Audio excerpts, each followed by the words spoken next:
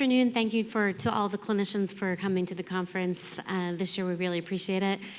My question is in regards to Gaucher and Parkinson's. What is the current state of research regarding the mitigating or moderating effect of Gaucher treatment on developing Parkinson's if you are at risk? In the past, we were told that it was the same risk regardless of treatment, and I'm wondering if that is still accurate.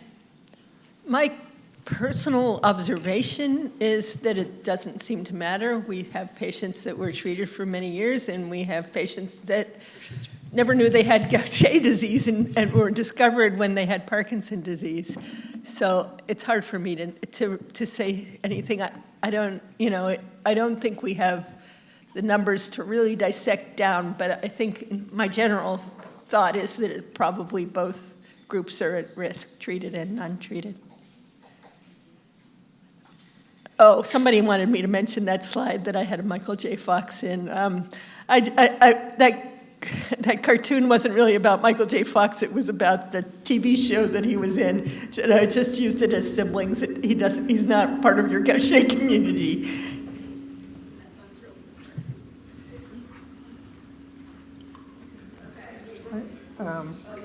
Can I make a comment?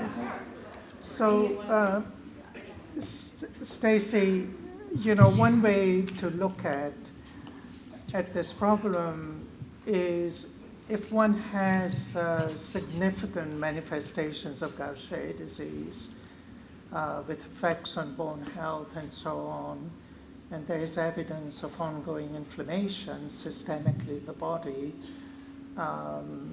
that is reflected in the buildup of lyso-Gl1 or lyso-Gb1, then I think that it is reasonable and prudent to make sure that Gaucher disease is appropriately controlled.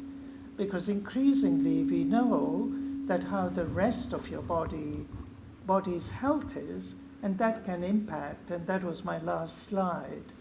So while we don't have definitive proof for this, I think like this situation with Gaucher disease and Parkinson, every patient is different. And the recommendations have to be made on an individualized basis. So if somebody has Gaucher disease and there's very little activity, like Dr. Sidransky mentioned, there were people who had such mild Gaucher disease that they were first found that they had Parkinson's disease. But this situation is different if you lived with really bad Gaucher disease for many years and then gone on to develop signs of Parkinson's disease. And so you've got to do what you can do best at the present time. And that, to my mind, dictates that you control systemic disease properly and adequately. And because the blood-brain barrier is not completely tight, I think it is allowing, and in our studies we've shown that molecules come out of the brain into the blood and vice versa. So lyso-Gl1 can also cross the brain both ways. And this was shown many, many years ago by Dr. Svennerholm, found that when people had splenectomy, there was more lipid, glucosylceramide generated peripherally that ended up in the brain. So I think that one should consider on an individualized basis, treatment strategy while we wait for more scientific breakthroughs and a proper scientifically acceptable evidence base. Well, I would agree that good treatment's always a good treatment is a good plan, but I'll argue with that just in the SIP pairs that I've been following, because sometimes the more severe patient was the one that didn't get Parkinson's disease, probably more than the other way around. And in fact, we have one pair of siblings where one of the individuals we had been studying for 20 years on our study because he had a mother with Parkinson's disease, and he was well treated and seen at many different medical centers. So he had a mother with Parkinson's disease. He also carried a variant in LRRK1 gene, which is another genetic risk factor for Parkinson's disease. Out of the clear blue sky, we got an email from somebody with the same last name, and I said, "Oh, do you have a brother?" Da, da, da. Well, it turns out it was his brother, and he was a new onset Parkinson's disease.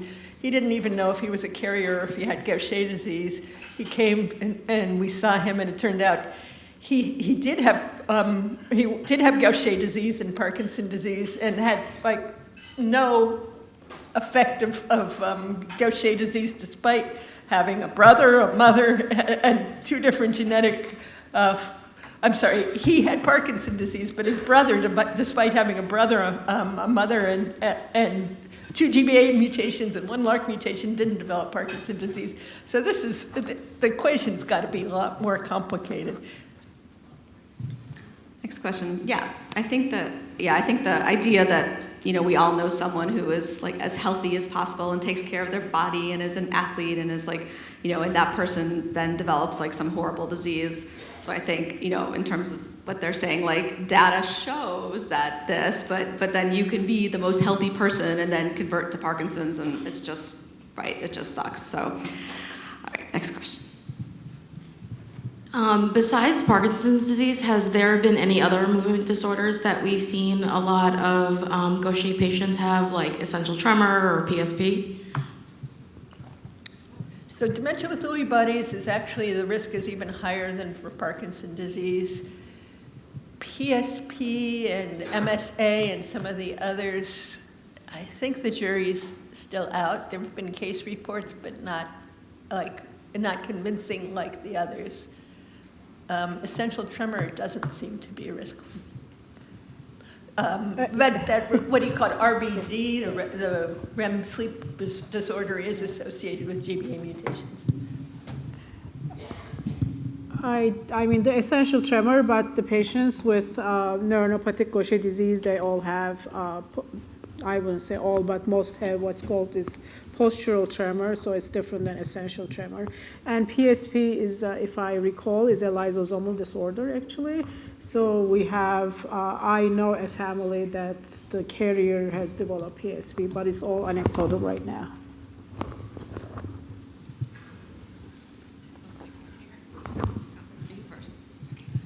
My question is this.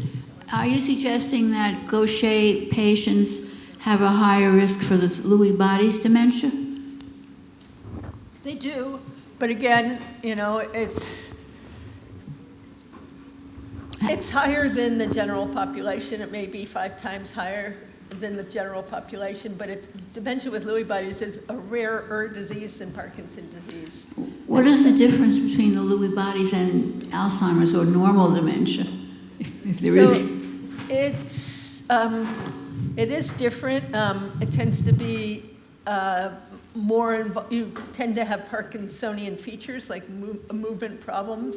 The difference between dementia with Lewy bodies and Parkinson's disease, sort of by definition, is that Lewy body dementia, the cognitive changes occur in the first year of presentation, whereas in Parkinson's disease you can get dementia, but it can be a lot longer away. Most patients with Alzheimer's don't have Parkinson manifestations. Does that answer you?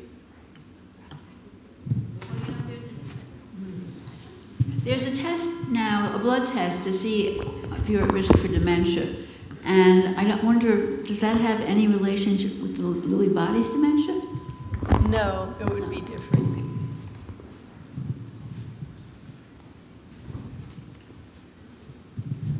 Hi, I heard somebody mention that there were people who had inherited Gaucher disease from a single parent, knowing that that could be very, very rare. Yeah. But do you generally recommend that anybody with Gaucher disease or is a carrier still go through prenatal screening even if their partner is not known to be a carrier?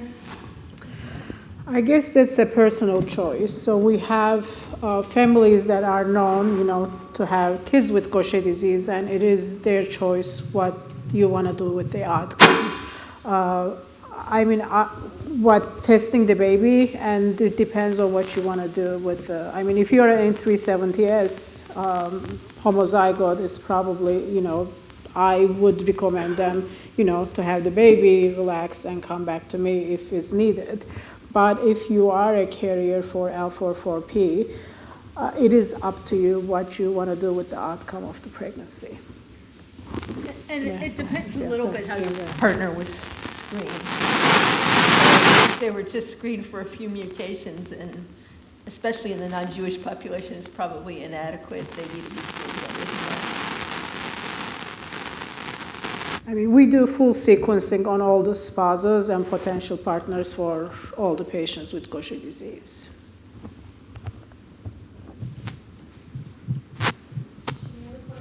Yeah, so I wanted to just continue with that in terms of so my kids are both carriers, they carry the 84GG. So what are the risks and the concerns that they need to think about as they start their own families? Okay, 84GG actually is a severe mutation. It doesn't have a protein product, so it's I think it's one of the most severe variant that is associated with type 1 Gaucher disease. So we would recommend the spouses to get screened with full sequencing for Gaucher disease, as there is a chance that that's going to be more severe phenotype. Whether 84GG would duplicate itself, I have not seen that. It's that at that L44P region, which is the hot spot for the recombinant alleles to occur. Actually, we have seen that, but obviously there is no black and white in medicine. So therefore, I would recommend for the couple to be vigilant. But obviously, we respect the decision of the couple what to do with the pregnancy. So the example that I gave, so the mom was carrying an L44P, and the father was known to be negative, but then proved to have a large deletion on GBA. So that I reviewed the chart. So basically what the couple, actually their wish was to continue the pregnancy regardless of the outcome. So in that case, that is the end result. Meaning whether you want to know the baby has Gaucher disease before the baby is born versus after the baby is born, we just discussed the benefits and risks and what to do with as far as the treatment or management is concerned. And then the other question I had is, a lot of the patients we're discussing over the last couple of days, a lot of patients are on oral meds, they're on Sirdelga, and we've heard a lot of patients talk about, some of them have been on for years and they're doing amazing. Some of them were only able to stay on for a short time because of the side effects. And one person said she was on it for quite a while and then developed some peripheral neuropathy and had to be taken off. So what are some studies or things that are going on with that medication, and is that still a gold standard? Yeah, so I'll take that question because we've been working in the ICGG registry to follow patients long-term, and in our own cohort, we published data on safety and efficacy of veliclustat. So on the whole, with any new medication, you want to be careful. If you remember in the early days, with enzyme replacement therapy, I think there were a lot of concerns with Ceridase and then even with Cerezyme, people raising concerns of pulmonary hypertension and giving trial of stopping the medication. So that is prudent clinical practice, and certainly some caution was expressed about potential side effects of Sirdelga. In reality, vast majority of those concerns have been put to rest. This is an extremely well-tolerated medicine, and in fact, it is now clearly seen that it is a better treatment, surprisingly, than enzyme replacement therapy. And it has thrown up a lot of the understanding of the biology of the disease up in the air, because it turns out that in Gaucher disease, because of inflammation, there's more lipid being formed. And that explains, even after people who've been on enzyme treatment for 20 years, when they switch to Sirdelga, there's actually evidence of better response with regard to bone health, with regard to biomarkers, and so on. The one concern that I see recurrently in individuals who changed to Xarelto is reflux in about 20% of individuals.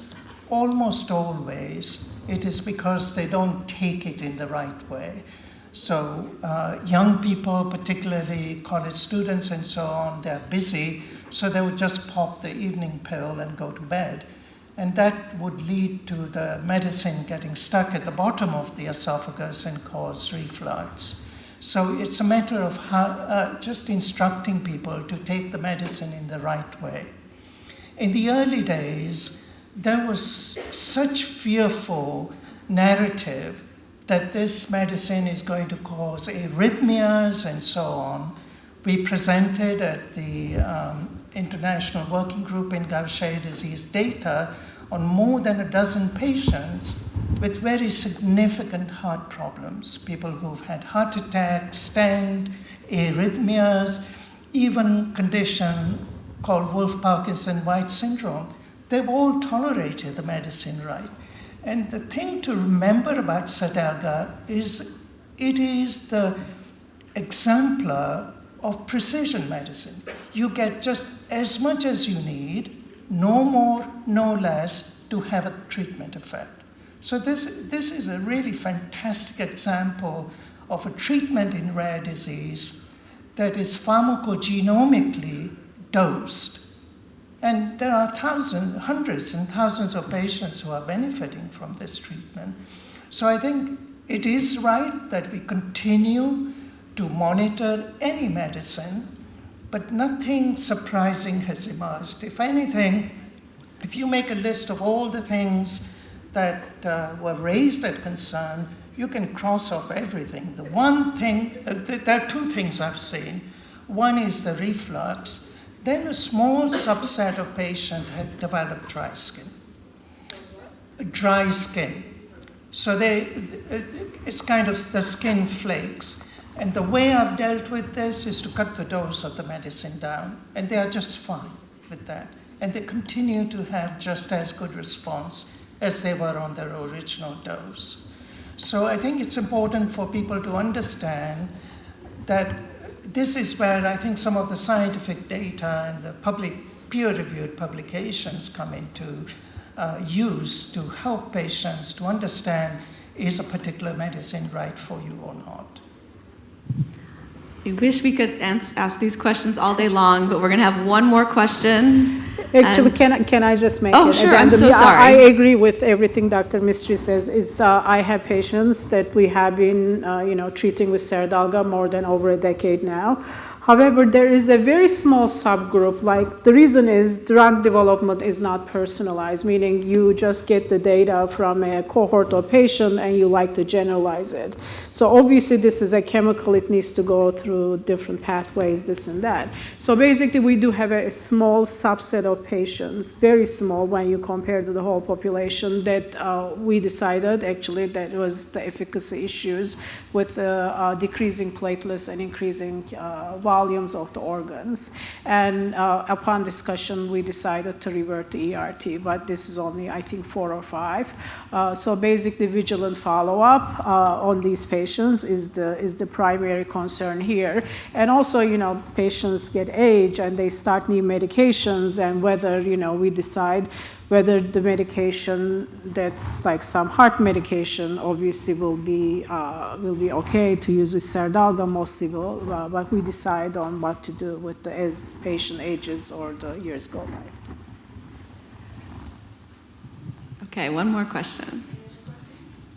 Oh gosh. Okay, so this is referring to neuronopathic Gaucher and talking about subclinical seizure activity. One of the issues that we've had, with the exception of one physician, is that our neurologists and epileptologists that we've seen over time do not believe in this idea of subclinical seizures in Gaucher disease and will not even talk about it. How do we address that issue?